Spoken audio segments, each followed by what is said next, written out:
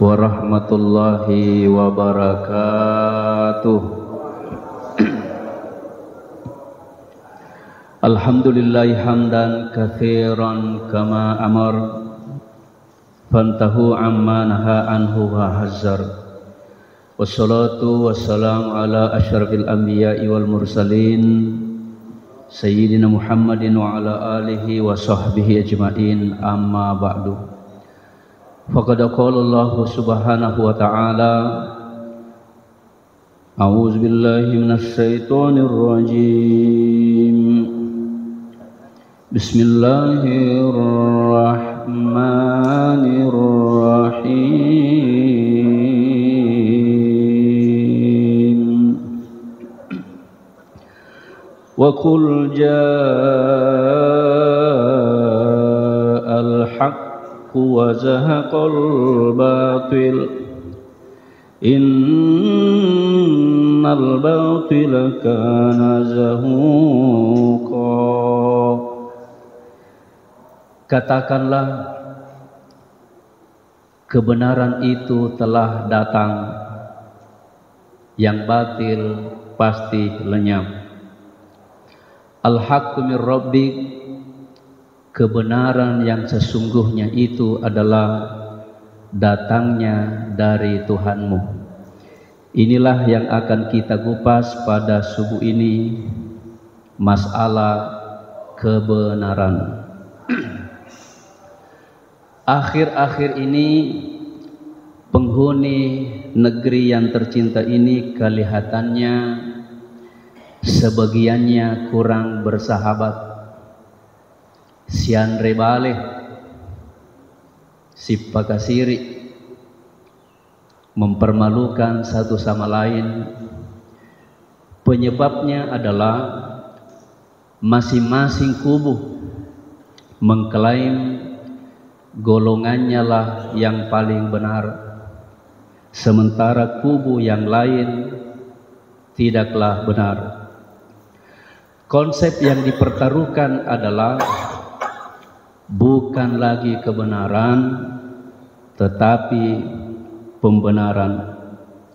Begitulah sisi kelam dari praktik politik dan kekuasaan selama tidak diiringi dengan agama. Sepertinya kebenaran, saya tidak menyebut menghilang, tetapi kebenaran ini di negeri ini mulai menjauh. Bukannya karena banyaknya bermunculan orang-orang jahat, tetapi karena diamnya orang baik, pengusung kebenaran. Imam Ali, khalifah yang meninggal di Kufah, pernah berkata, al-haqqu bila nizamin yaglibuhul batilu bin nizami. Kebenaran yang tidak terorganisir dapat terkalahkan dari kebatilan yang terorganisir. Kebenaran berbeda dengan pembenaran, meskipun keduanya itu asalnya sama dari kata benar. Kebenaran itu, bapak-bapak ibu sekalian, mengacu kepada keadaan sesuai dengan fakta. Itu kebenaran. Sementara pembenaran, perbuatan yang disetting agar kelihatannya benar, meskipun tidak seperti itu. Kenapa orang suka berselisih? Disebabkan karena banyaknya kebenaran. Banyak sekali ini kebenaran, Pak. Ada kebenaran ilmiah, ada kebenaran empiris, kebenaran subjektif, kebenaran objektif, kebenaran mutlak, kebenaran dibuat-buat. Kita akan kupas kurang lebih 10 menit, mudah-mudahan bisa tercover. Kebenaran umum. Orang Jepang, Perancis, Australia, Singapura mengatakan semuanya sama. dalam konsep kebenaran umum. Contohnya, air mendidih pada suhu 100 derajat. Ini kebenaran umum. Semuanya pernah melihat, menyaksikan. Orang Jepang sama pendapat kita, di Arab Saudi sama pendapat kita bahwa memanaskan es itu akibatnya ujung-ujungnya pasti mencair. Itu kebenaran umum. Naik ke atas semuanya sama, turun ke bawah, masuk ke dalam, keluar. Apa kalau keluar? Naik ke atas, turun ke bawah, masuk ke dalam. Kalau keluar apa ya? Bingung disasi. Hadirin sekalian, kebenaran yang dipelajari di sekolah berbeda kebenaran di luar. Coba kita buktikan. Yang dipelajari di sekolah 2 kali 3 pasti serentak berkata 6. Tetapi di lapangan berbeda. 2 kali 3 1000 menurut tukang cuci foto. Ya kan? Dipelajari di sekolah 20 kali 20 siagaro 20 kali 20 berapa? Tetapi 20 kali 20 di luar, khususnya developer perumahan Bukit Baruga, 20 kali 20 700 juta. Kebenaran ini beda-beda Bapak sekalian. Anda makan 2 taripang ditambah 2 tarajuk sama dengan 20.000 menurut warkop dengan nas. Oh, berarti kebenaran ini berbeda-beda. Kebenaran dokter berbeda kebenaran ahli herbal, apalagi dukun. Kebenaran ini banyak sekali bapak-bapak sekalian. Kebenaran subjektif, ini yang paling berbahaya. Kebenaran subjektif. Kebenaran ego, yang mana itu pergi mencuri tedong, ditangkap oleh polisi, diinterogasi. Kenapa mencuri tedong? Dia bilang, saya tidak mencuri tedong, saya cuma menarik itu tali, cuma tedongnya yang ikut. Berarti kebenaran yang mencari alasan. Kenapa cerai? Oh, tidak ada kecocokan bela. Padahal kesalahan besarnya berkali-kali didapati bonceng janda metok. Inilah Bapak sekalian kebenaran dan pembenaran. Kebenaran perspektif lain lagi. Yang mana itu kebenaran perspektif? Pernah kita dengar kisah orang buta mendefinisikan namanya gajah. Orang buta, ada 4 orang buta, semuanya disuruh untuk mendefinisikan apa itu gajah, dengan dipersilakan untuk menyentuh seekor gajah sekilas, hanya 1 detik. Pergilah semua ke 4 orang buta tersebut. Ada yang meraba kakinya, ada yang meraba belalainya, telinganya, lalu ekornya.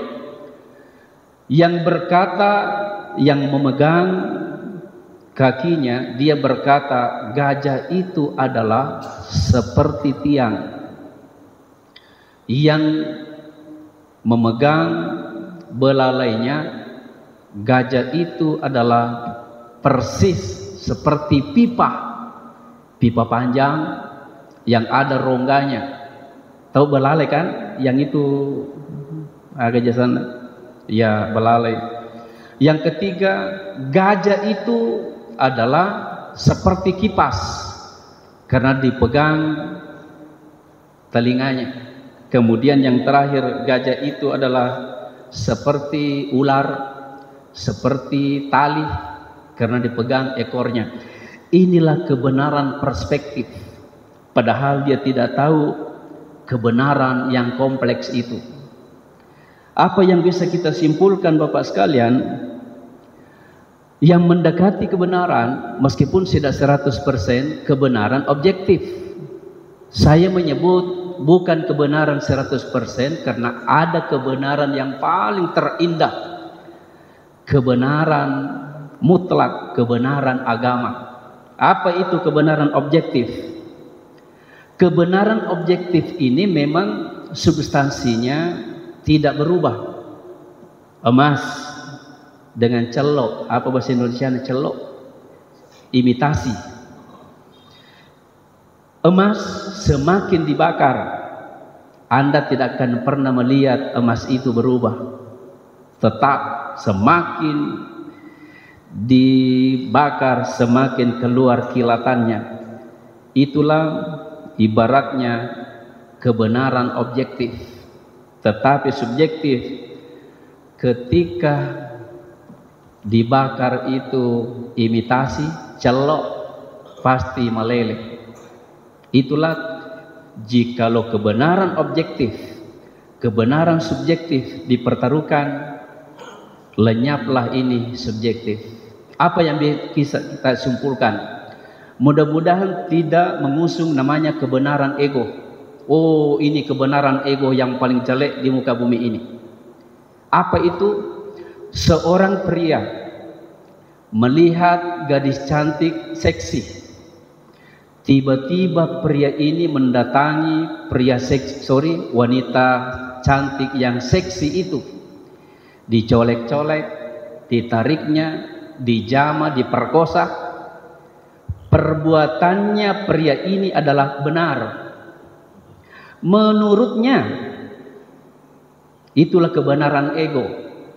Tentara Israel membunuh wanita dan anak-anak, meskipun sensus PBB tidak boleh membunuh wanita, tidak boleh membunuh orang tua, tidak boleh membunuh anak kecil. Semuanya dia bunuh. Benar sekali. Menurutnya, inilah kebenaran yang paling berbahaya Bapak sekalian. Di antara sekian banyaknya kebenaran demi kebenaran, ada satu hal yang mesti kita lihat, harus kita pegangi, kita usung, yaitu kebenaran mutlak, kebenaran agama, kebenaran yang di atas. Al-haqqu min rabbik, kebenaran itu dari Tuhanmu. Fala takunanna minal mumtarin, jangan ragu-ragu setiap apa yang datang dari Allah Subhanahu wa ta'ala. Mau satu lagi, saya tutup. Satu lagi. Ada kisah Bapak sekalian, ini terkenal sekali, namanya Syekh Junaid Al-Baghdadi, memiliki 7 santri. Ini kita tutup. Mudah-mudahan ada ibrah di sini. Ini Syekh Junaid Al-Baghdadi, ada satu santrinya itu paling disenangi. Kenapa? Disenangi ini karena selalu berbuat apa yang kebenaran mutlak itu, sehingga santri-santri lain ini cemburunisasi, cemburu, iri. Kenapa sih pimpinan kita ini terlalu menyayangi salah seorang santri itu, berbeda perlakuannya dengan kita? Ditahu Syekh Junaid Al-Baghdadi, makanya semua santri ini mau dilihat supaya dia mengetahui santri yang disayangi itu karena indah sekali sifat dan wataknya. Sini semua wahai santri kami, mau diuji. Diberikan semuanya pisau satu-satu, 7 santri itu. Lalu diberikan seekor ayam. Ini ayam satu-satu, 7 ekor ayam. Menu bangkok kapang. Silakan anak-anakku sembelih ayam ini dengan syarat tidak ada sesuatu pun yang melihat Anda. Silahkan sembelih, setelah sembelih datang kemari. Silakan dalam waktu 1 jam. Engkau lari. Ada yang lari ke hutan, ada yang masuk ke goa, ada yang di balik tembok. Begitu melihat kiri kanan tidak ada sesuatu, langsung disembelih. Yang lainnya pun demikian. Semua yang 6 itu membawa ayamnya. Ini Tuan, saya sudah sembelih dan saya yakin tidak ada yang melihat. Santri yang disayangi itu belum muncul, terlambat. Begitu datang tidak ada tanda-tanda darah, justru ayamnya masih hidup. Ditanya, wahai santriku, kenapa kamu tidak menyembelih? Yang lainnya itu sudah melakukan tugasnya. Apa kata santri itu? Guruku, kemana saja saya pergi selalu ada yang melihat. Kemana saya melakukan sesuatu, Allah selalu menyaksikan perbuatanku, makanya saya tidak bisa sembelih. Makanya inilah guru yang bernama Syekh Junaid Al-Baghdadi itu menyebut, inilah yang Anda ketahui orang yang paling benar. Assalamualaikum warahmatullahi wabarakatuh.